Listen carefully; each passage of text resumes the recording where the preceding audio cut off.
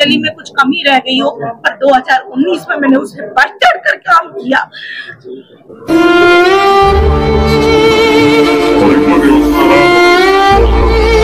आप लड़ोगे भी और हम आपके साथ खड़े हैं, कोई दिक्कत की बड़ी बात नहीं है। साथियों,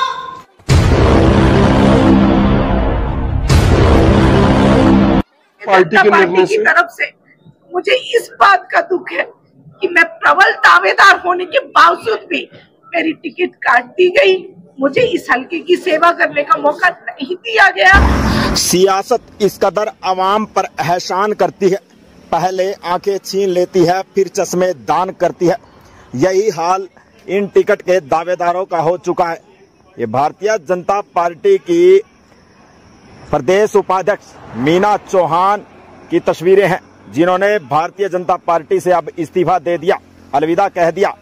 निर्दलीय चुनाव को लेकर अब तैयारी शुरू।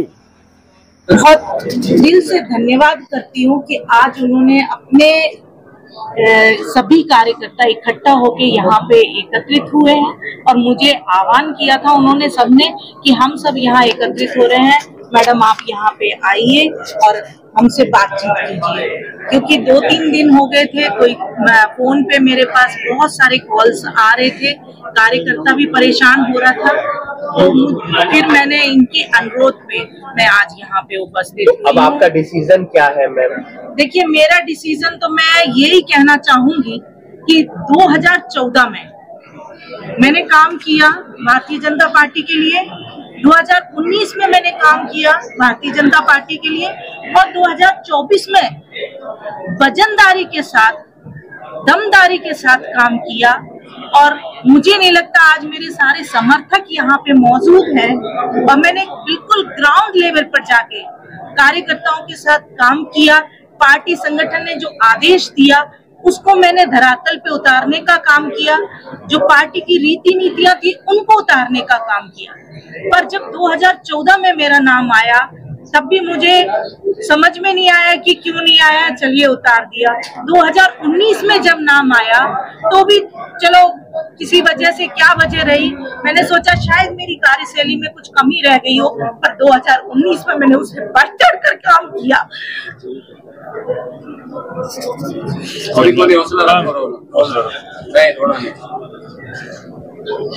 पर आज मन दुखी है पार्टी के निर्णय की तरफ से मुझे इस बात का दुख है कि मैं प्रबल दावेदार होने के बावजूद भी मेरी टिकट काट दी गई।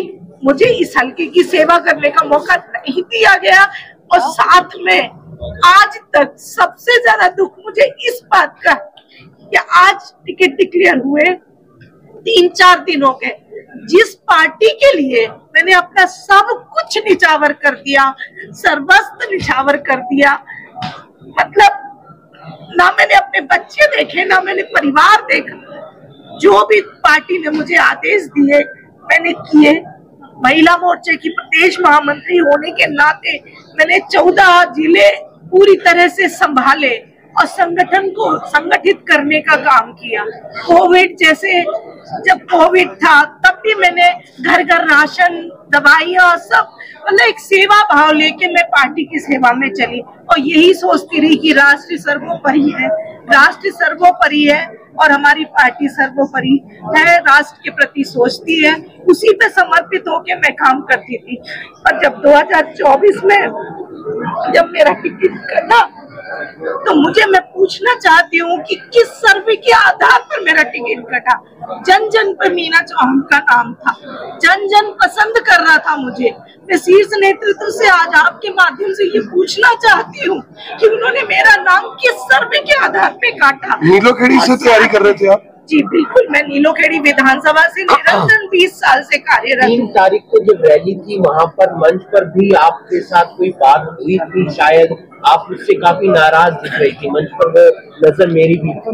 नाराजगी तो कुछ नहीं थी, सीएम साहब मंच पे पहुंच गए थे तो उनका एक प्रोटोकॉल के तहत मैं थोड़ा सा लेट हो गई थी क्योंकि मैं कार्यकर्ता समर्थकों के साथ पंडाल में थी और सीएम साहब वहां से पहुंच गए तो सीएम सिक्योरिटी के अकॉर्डिंगली थोड़ा सा वो था, तो मैं थोड़ा सा वो रह गई थी, इस वजह से थोड़ा सा। जब से टिकट की घोषणा हुई है तब से किसी ने संपर्क किया आपको, हौसला दिया आपको? दुख मुझे इसी बात का है कि आज टिकट डिक्लेयर हुए 3-4 दिन हो गए, पर पार्टी के किसी नेता ने ये नहीं सोचा कि आज मीना जी को संपर्क करना चाहिए। मैंने तो अपना सर्वस्व पार्टी के लिए निछावर कर दिया था, मैंने तो अपना सब कुछ पार्टी को दे दिया था, तन मन धन सब कुछ लगाया था, संगठन में रह के संगठन के दायित्व को पूरा किया, अपनी जेब से खर्च किया।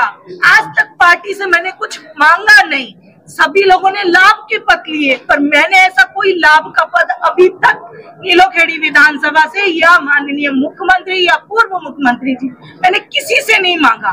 जब 19 में मेरा टिकट काटा गया था तो माननीय मनोहर जी ने मुझे बुलाया था और ज्वेल्स होटल में माननीय जगमोहन जी के साथ में मेरे को अकेले बिठा के ये कहा गया था कि मीना जी आप 19 में कोई बात नहीं, टिकट एक ही होता है, एक व्यक्ति को दे दिया गया, कोई बात नहीं, और भी चीज होती है। पर पिछले 5 सालों से मैं लगातार संघर्ष करती रही, पार्टी की रीति नीतियों को जन जन तक पहुंचाती रही, पर पार्टी ने मेरे बारे में तो नहीं सोचा। 24 में जब मैं वहां पहुंची तो बहुत अच्छे तरीके से एक प्रबल दावेदार थी, बहुत ज्यादा प्रबल दावेदार थी, बट उसके बावजूद भी एक हारे हुए कैंडिडेट को, जिसने की 19 में जितनी लहर थी भाजपा की, एक निर्दलीय विधायक उनको हरा के आ जाता है और उसके बावजूद भी उनको 24 में टिकट दे दी जाती है। तो आप लोग खुद बताइए कि ये सर्वे के आधार पे दिया जा रहा है। आज आप धरातल की रिपोर्ट लीजिए, कितनी क्या बातें हैं वो आप सबको पता होंगी। मेरे कहने ना, क्या लग रहा है आपको टिकट क्यों काटा गया, क्या लग रहा है कारण क्या है? मुझे कोई कारण पता नहीं और ना ही मुझे पता है कि भारतीय जनता पार्टी, क्योंकि मैं यही सोचती थी कि भारतीय जनता पार्टी एक सर्वे के आधार पर, एक कार्यकर्ता की समर्पण के आधार पर, कार्यशैली के आधार पर टिकट देती है, पर मुझे आज ये लगता है कि ऐसा कुछ भी नहीं है और पार्टी सिर्फ चमचों को टिकट देना चाहती है और किसी को देना नहीं चाहती। जो उनके तल्ले करेगा उनको टिकट देना चाहती। आज मैंने अपना सर्वस्व निछावर करते हुए पार्टी की जी जान से सेवा की, पर पार्टी ने आज 3 दिन होने के बावजूद भी किसी एक व्यक्ति ने मुझे फोन करके सांत्वना देना तो दूर, बात करना तक भी उचित नहीं समझा।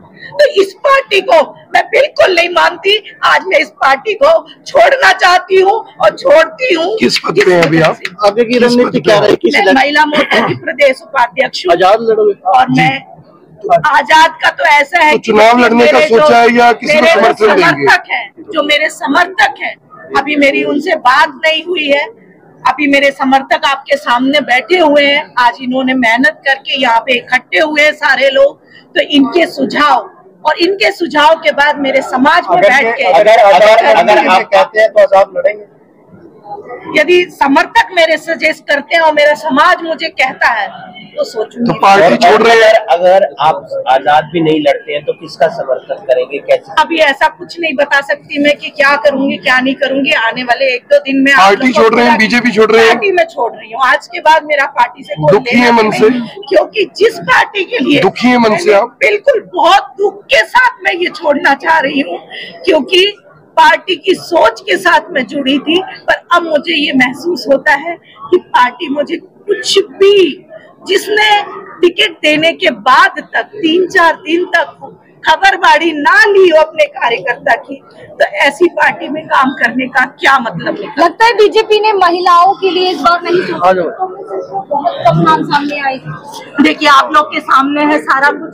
67 की लिस्ट आई जिसमें सिर्फ 7 महिलाओं को टिकट दिया गया। तो आप ही देखिए, जो पार्टी बेटी बचाओ बेटी पढ़ाओ, बेटी को आगे बढ़ाने का संकल्प लेके चलती है, उसके सामने 67 सीटों में सिर्फ 7 महिलाएं उनके लिए। सिर्फ नारे तक सीमित है बस? बिल्कुल नारे तक सीमित। तो आपका निर्णय कब तक आएगा इसके बारे में? जो मैं कार्यकर्ताओं से बात करूंगी और फिर समाज के साथ बैठ के कल परसों में आप लोग के सामने मेरा निर्णय आ जाएगा। कितने वर्षों से जुड़े हो पार्टी के साथ? मैं पिछले 20 सालों से पार्टी के साथ कार्यरत हूँ।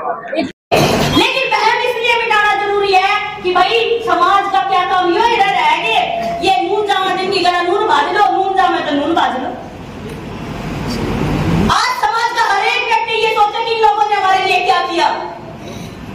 अगर एमएलए एमपी को फोन करते हैं तो फोन नहीं उठाते, फोन उठाते हैं तो यूँ कहते हैं कि साहब बिजी हैं, लेकिन मीना चौहान को फोन करते हैं तो वो आधी रात को फोन उठाती है। और इस बात की मैं गवाह हूं, क्योंकि मैंने बहुत बार इस चीज को आजमाया है। जब हम भी कहीं फंस जाते हैं, हमारे जैसे क्रांतिकारी जो हमेशा पुलिस प्रशासन से या सरकारों से टक्कर मारने का काम करते हैं, हमने भी डर लगा है जब जेल में जाएंगे तो कौन बचावेगा। तो उस समय याद आती है भाई मीना बचा लेगी, कोई दिक्कत ना, चले जाओगे। तो हमें ऐसे लीडर की जरूरत है जो हमारे जैसे बच्चों को भी बचाए रखे। तो आज आप लोगों से इतना ही कहना चाहती हूँ कि मीना को एक बार हौसला देकर यहाँ से जरूर जाएं। और भाई मीना तो हाँ भरे चाहे ना भरे, इसका तो चेहरा इस्तेमाल करना हमने, लेकिन इनका टिकट हमने मीना चौहान के नाम पे ना मिली कोई बात नहीं, लेकिन हम सीट एमएलए की सीट मीना चौहान के नाम पर रिजर्व करना चाहते हैं। एक बार मीना चौहान की जोरदार तालियां बजाकर इस बात के लिए गवाही दें कि आप जितने और हम आपको एमएलए बना के जाएंगे। आप लड़ोगे भी और हम आपके साथ खड़े हैं, कोई दिक्कत की बड़ी बात नहीं है। साथियों, ये लड़ाई अब इस बात की नहीं रही, वो लोग कह रहे हैं हम संविधान बचाएंगे। पूरे एमपी के चुनाव में लाल किताब हाथ में लिए यूं कहे गए कि संविधान बचाएंगे। उस संविधान में भी तो लिख रखी थी कि महिलाओं को आरक्षण देंगे।